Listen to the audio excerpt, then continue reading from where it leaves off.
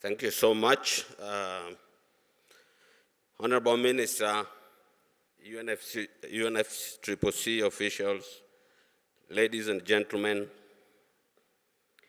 I would like to share a few points that we consider to be the takeaways from this Climate Week. And some of these points are things that we've discussed in various tracks, in various sessions, and in various side events. So they may look familiar or they may not look familiar if you did not attend the specific session itself. But here it goes. The Africa Climate Week has provided significant opportunities for many actors to discuss important issues we are facing on the continent and around the world. From climate finance to carbon markets and transparency to adaptation, energy transition, and the long-term low emission development pathways. Even though the narrative has been that financing is not forthcoming at scale, as we all expect, a growing number of African financial institutions are positioning themselves to leverage funding for the climate action itself. And this includes, of course, upfront financing and the provisions of guarantees and the risking of options. So countries demonstrated interest in assessing carbon markets opportunities, with many countries in the region advancing in terms of regulating voluntary carbon markets. That is key to ensuring that community benefits from these opportunities and that they contribute towards green growth and sustainable development. At the same time, we saw strong push back from several civil society organizations advocating that carbon markets need careful consideration and are not necessarily a suitable alternative for the region. Any decisions in this regard, of course, should be taken in unison. African countries are also deeply engaged in transparency issues. The high-level policy dialogue on transparency demonstrated that transparency is becoming an unavoidable tool for policymakers. One needed to build trust with partners to enhance climate action. Countries, of course, also recalled their need to receive support from partners on transparency issues, partners such as UNDP, who is supporting more than 30 Francophone and Lusophone countries in Africa. On adaptation, discussions are increasingly shifting to regional and transboundary approaches. So this is a positive step, as we know all too well that climate change risks and vulnerability do not respect national boundaries. Of the 47 national adaptation plans that have been submitted to the UNFCCC to date, 18 are from African countries. It is highly encouraging that African countries are taking the lead in this regard, and both the African Climate Week discussions and the Nairobi Declaration clearly shows a continued need for adaptation planning and a desire to implement transformative adaptation action. Energy access is also at the top of Africa's agenda. Africa's energy transition is fundamentally about ensuring access to clean electricity and cooking for all. Africa can drive our own development narrative, and with a talented young population, countries can support the next generation of leaders and innovators to develop solutions that address the unique energy challenges of the region. It is also clear that there are significant opportunities for value addition in critical mineral value chains. Africa possesses vital minerals for the energy transition, and instead of exporting them raw to other global regions, Africa can process, refine, and assemble components locally, promoting jobs and driving African sustainable development. Discussions on the long-term emissions development strategies have not only highlighted their environmental significance, but also underscored their vital role in championing social justice and economic growth and resilience. In Africa, LT-LEDs are more than strategies.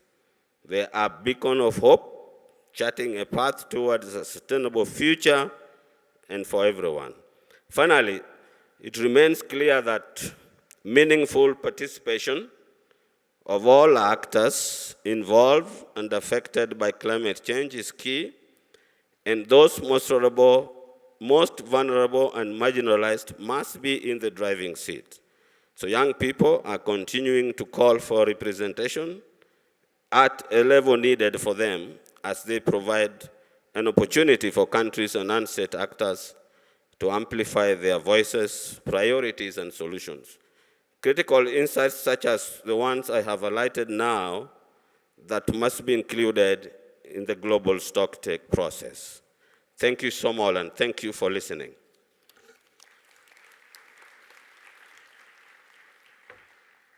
Thank you so much, Charles, for highlighting all those opportunities existing in Africa and how to materialize in them and how they can be an important input to the global stocktake. Now it's my pleasure to invite Mr. Raffaello Cervini, lead environmental and climate change economist in the climate change group at the World Bank. Please, Raffaello.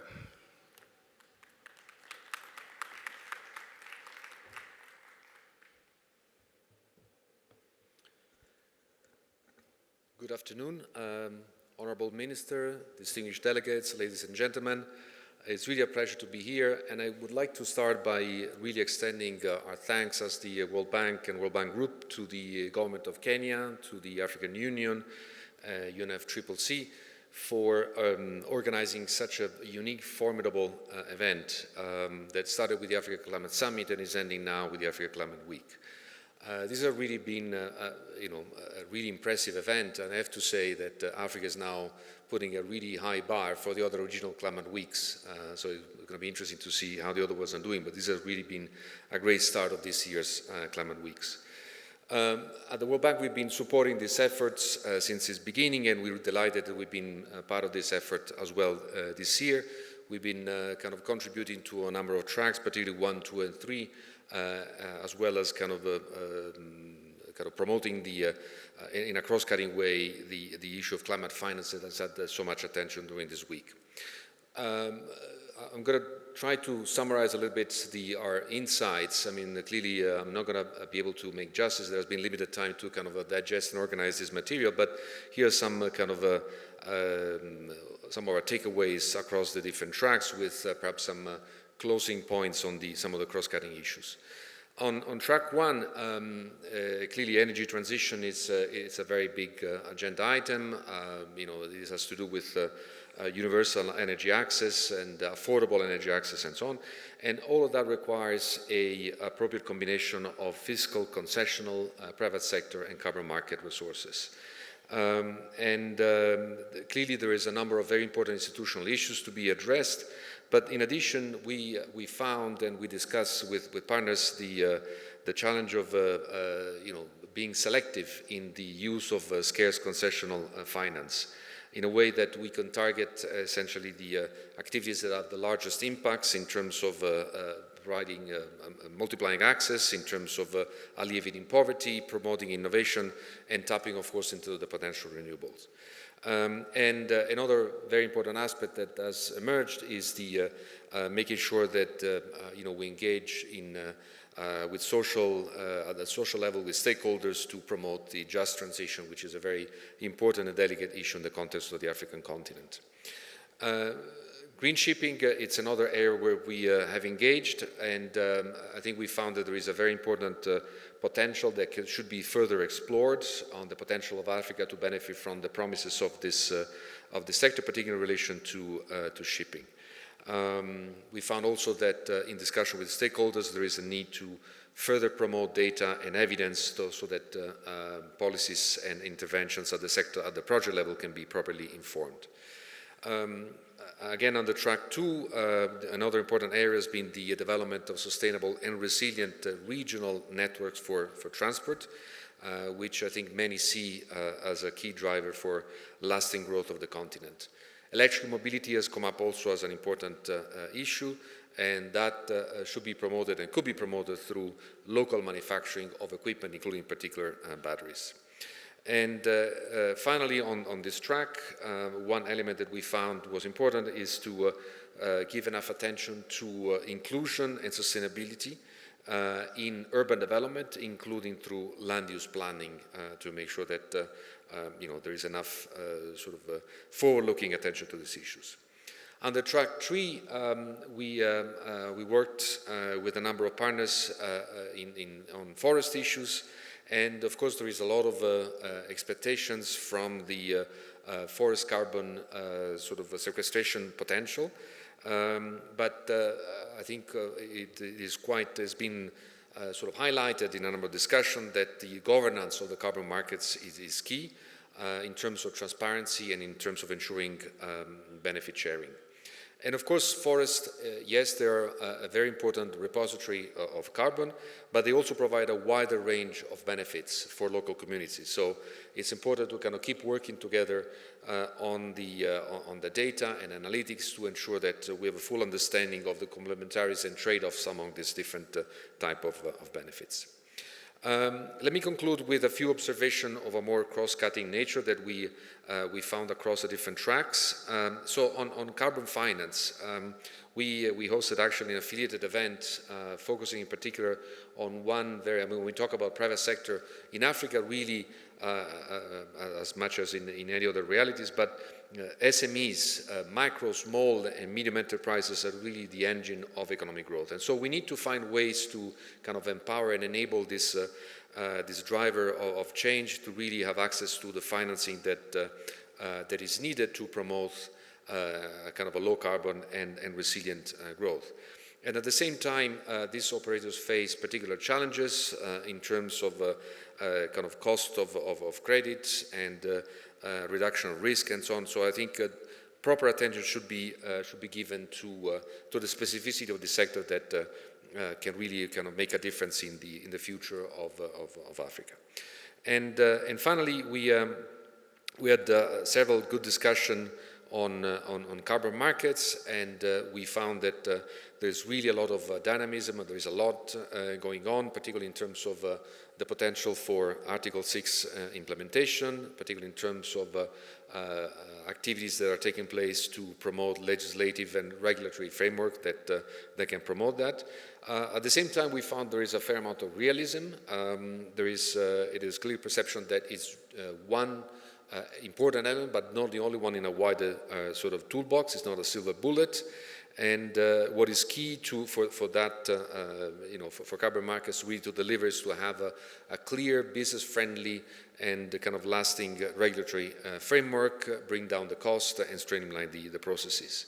And of course, there is a lot of attention being paid to the important issue of ensuring transparency and fairness in terms of benefit sharing. Let me conclude with one final point on the sort of the cross-cutting dimension, which is looking at the sort of an holistic approach to kind of come up with to strategic planning. And we found that it is quite important to look at priorities in a holistic way, recognizing the linkages, the trade-offs across sectors, level of government, and across mitigation adaptation. We've been rolling out a new core diagnostic, the climate change and development reports that we find to be a useful sort of tool to kind of promote this kind of holistic and whole of economy approach. And the feedback that we got from stakeholders that this is actually quite beneficial, both in terms of the analytical content of this work, but also in terms of process to really engage with the Ministry of Finance and the Ministry of Planning to kind of promote this kind of comprehensive view of the challenges, but also to serve as a platform for the LTS work that should be coming. So thank you so much, and again, congratulations to all the stakeholders and the organizers for really a fantastic and really inspirational week. Thank you.